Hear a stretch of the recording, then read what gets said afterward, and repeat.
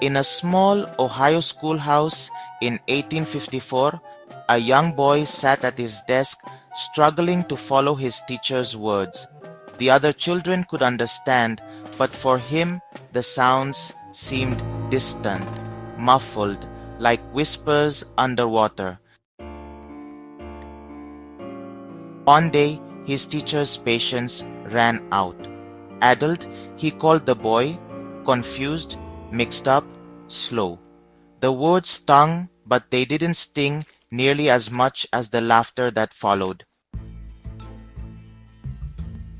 That evening, his mother walked to the school. She was a former teacher herself, educated and fierce in her convictions. When she heard how they spoke of her son, her decision was immediate and final. She would teach him herself.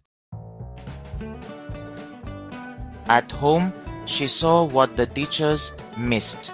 She watched as her son devoured books on science and literature.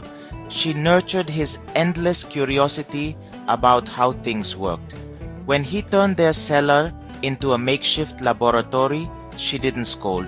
She brought him more bottles for his experiments.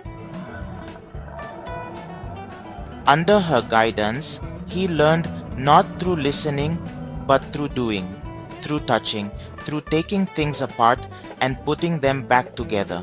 His partial deafness wasn't a barrier. It was simply his way of experiencing the world.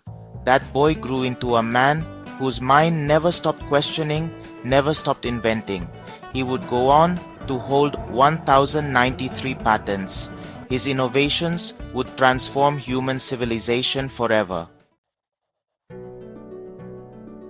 That boy was Thomas Edison. In his later years, when people called him a genius, Edison would say, "I did not have a conventional education. My mother was my school. She understood me, had the time and patience to let me find my own way of learning."